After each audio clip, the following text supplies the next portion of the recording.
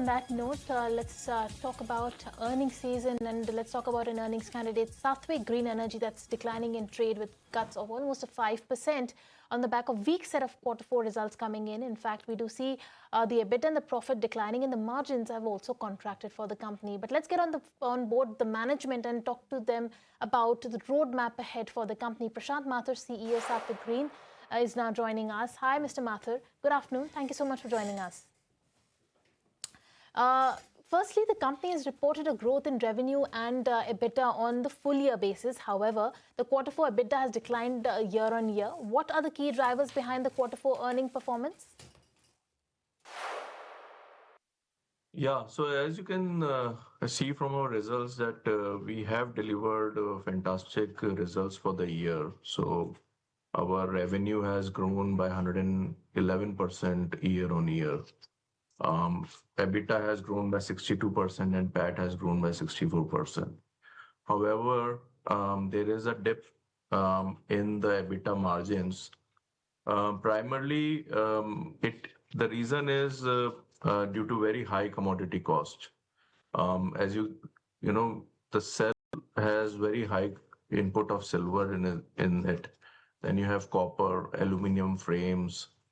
These were at very high levels since November, December the last year, and so that was kept on rising, like silver from around a lakh went up to 4.5 lakh rupees.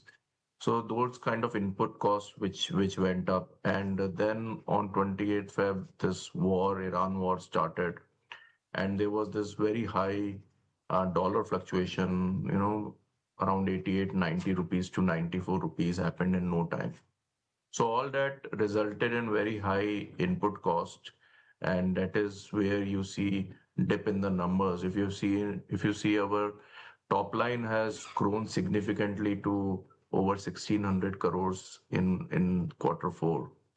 But there was dip because the orders were, by the time all this war and currency fluctuation and all happened, our prices for the quarter were already fixed, and so we were not able to pass this on to the customer. But overall, the year has been really good. Right. And what percentage of the material cost is constituted by silver? Silver used to be about 15% of the cost, but that went up to 35% of the cell cost. If you see from a input of cell in module, silver accounts for almost 20% of the module cost. So used to be in less than 10% at one point of time. But it is not only silver, copper has gone up significantly, aluminum has gone up, all the commodities have really gone up. And so you have copper that also goes in the tabbing ribbon, which is there in the panel. The frame is made of aluminum frame, so that all the wiring is either aluminum or copper. So there's this very high cost of input that has really resulted in the overall cost increase. Right. Also, talk to us about your order book. Where does the current order book stand at in monetary terms, and what would be the execution timeline for that? So the current order book is close to about 8,000 crores, and it is about 5.89 gigawatt. And the timelines is up to 18 months. So this has some of the orders which we are executing right now as well, and some are for the medium term as well. And then the longest period which we are executing is about 18 months. Right. Also, the raw material cost as a percentage of the revenue has increased on a year-on-year basis. Do you pass through the hike in commodity prices to your customers? So normally the long-term contracts which we are doing are done in dollar terms, and you pass on those charges to the customer. But what has happened is, you are in an extraordinary situation, a force majeure situation right now.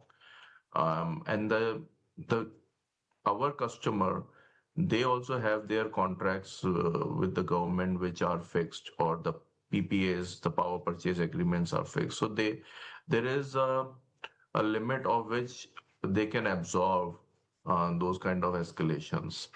So, there are contracts which we can fully pass on and the customer can accept that. But there are situations wherein the customer may not be able to fully accept it, because then their project becomes unviable. So we come to a kind of a middle path wherein some of the absorb is done at our end and some of the absorb is done at the customer end. In terms of fixed versus variable cost, normally it's about 50-50, 60% can be passed on, and 40-50% has to be absorbed. How much absorption also depends on what kind of a customer is there. Is that a customer wherein they can really absorb, if that the kind of project price which they have really got their bankability, bank funding done. Those kind of contracts you may not be able to pass on fully. And can you also shed some light on the future order pipeline and the targeted revenue mix thereafter? So our future pipeline, currently our order book is close to 8,000 crore, which is 5.8 gigawatt. Um, our cell manufacturing is around the corner. We will have our tool move in starting from July onwards, and we are expecting that the revenue should start getting in from the second half of the year. So one is that we will be booking more orders now on the DCR side as well. There are some orders which are in the pipeline. We'll be making those announcements, and some significant size of orders are under the pipeline. So we will be closing that as well. And in terms of our revenue and EBITDA, though you have a slight bump because of the war situation, but we feel that overall this year is also going to be a growth year for us. And once we have our cell also revenues coming in, we will also have a good increase in our bottom line as well, because of higher demand for domestic manufactured cells. Right. And the company's current order book is 123% of the installed capacity. What would be the expected timeline around commissioning of the increased capacity? So, as we speak, we are already commissioning our Odisha plant. So it's not only cell, it is also modules. So it is first phase is 2.4 gigawatt cells and 4 gigawatt modules. So our order book also is reflecting, our increased manufacturing capacity, which is also happening.